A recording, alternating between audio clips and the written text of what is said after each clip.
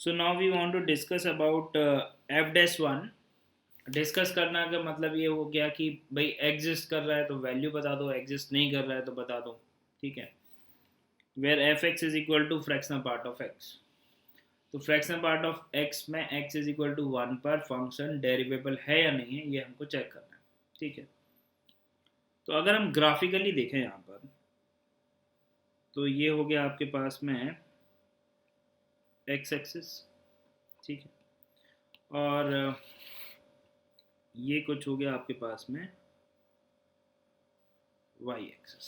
ठीक है, now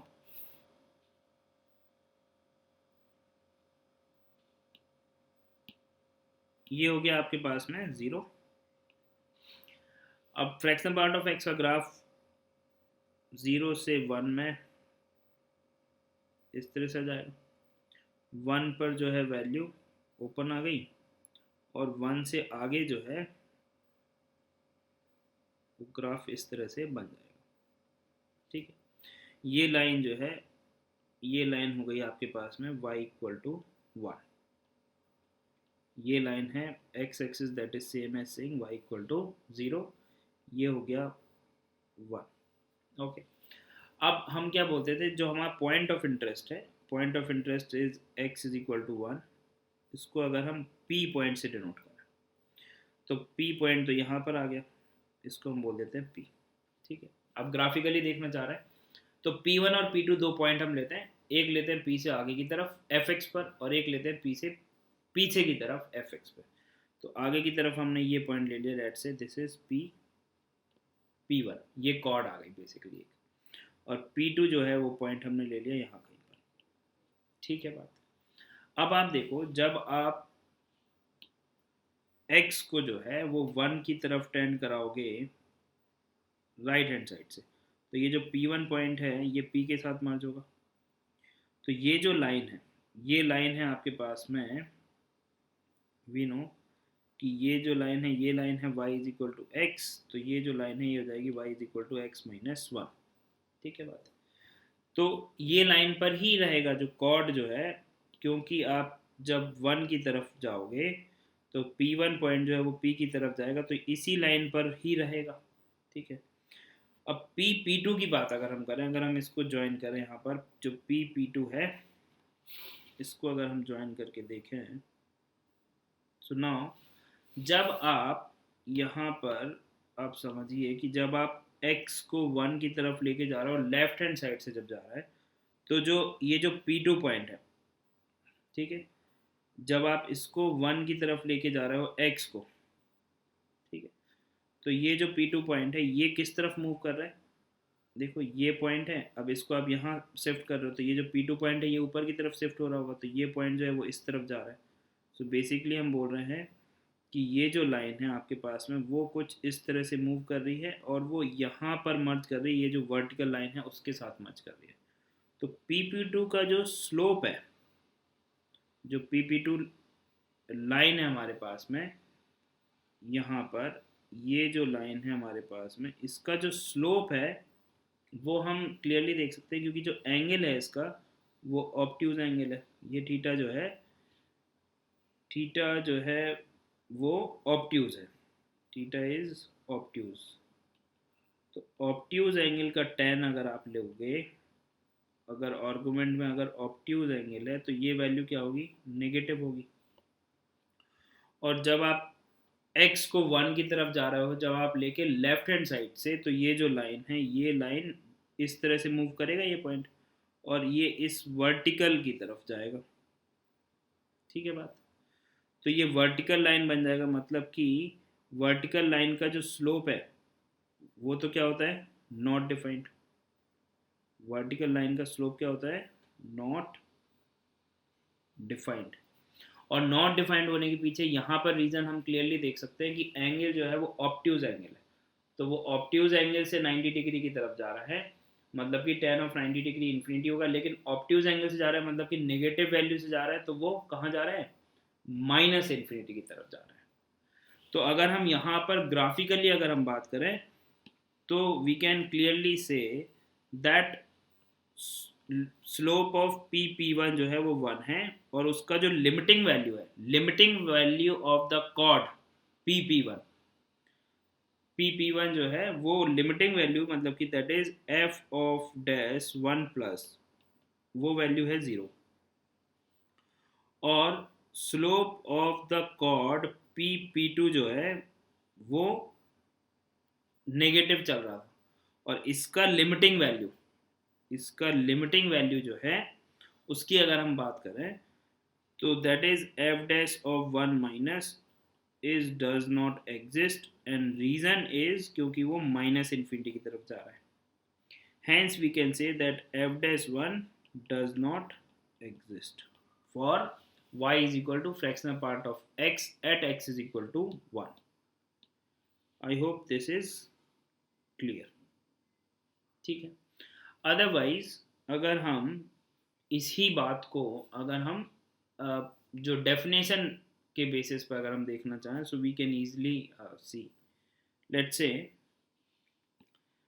F X है आपके पास में फ्रैक्शनल पार्ट ऑफ एक्स, ठीक है, एक्स इज इक्वल टू 1 पर आप देखना चाह रहे हो, तो 1 के राइट साइड में और 1 के लेफ्ट साइड में जो फ्रैक्शनल पार्ट ऑफ एक्स है, राइट साइड में तो बन गया आपके पास में x माइनस 1, और जो लेफ्ट हैंड साइड है वहाँ पर फ्रैक्शनल पार्ट ऑफ एक्स है वो जाएगा x.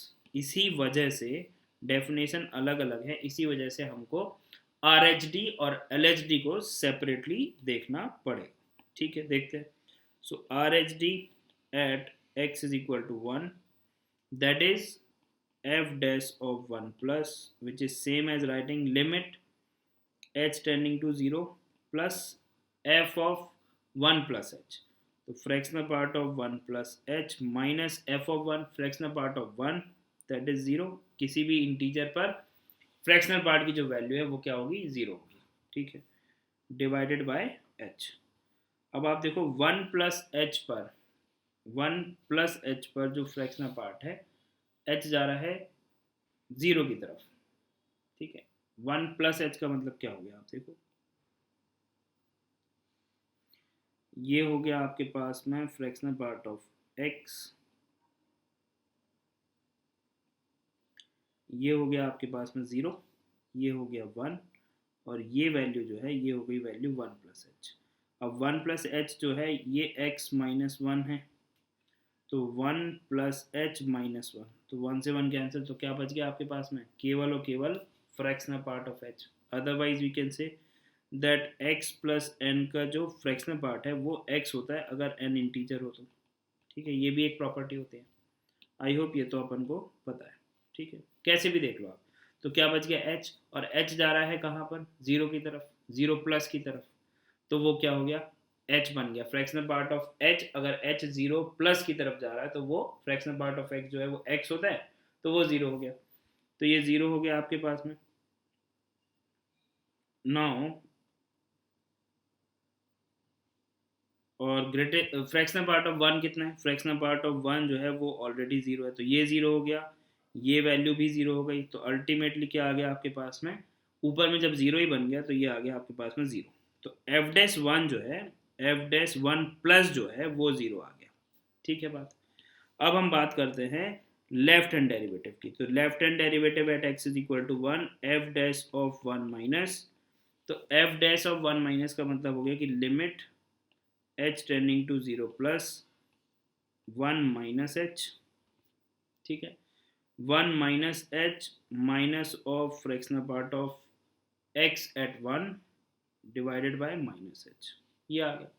अब आप देखो अगेन 1 माइनस h का जो फ्रैक्शनल पार्ट है वो बन जाएगा माइनस ऑफ h, क्योंकि ये इंटीजर है, और हमको पता है कि जो फ्रैक्शनल पार्ट ऑफ x है plus fractional part of minus x है, अगर x नॉन इंटीजर होता है तो ये वैल्यू कितनी हो जाती है, ये वैल्यू हो जाती है 1, where x is non integer. So obviously this h is non integer. तो यहाँ से हम बोल सकते हैं कि fractional part of minus x जो है उसको आप लिख सकते हो 1, और इसको माइनस कर दो, तो ये बन जाएगा आपके पास में, this is same as saying 1 minus fractional part of h.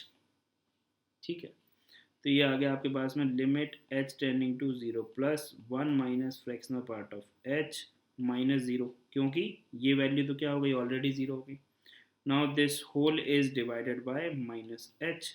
H zero की तरफ जा रहा है तो फ्रैक्शनल पार्ट ऑफ एच जो है वो सिंपली एच हो जाएगा, क्योंकि फ्रैक्शनल पार्ट ऑफ एक्स की डेफिनेशन एक्स हो जाती है for x greater than zero.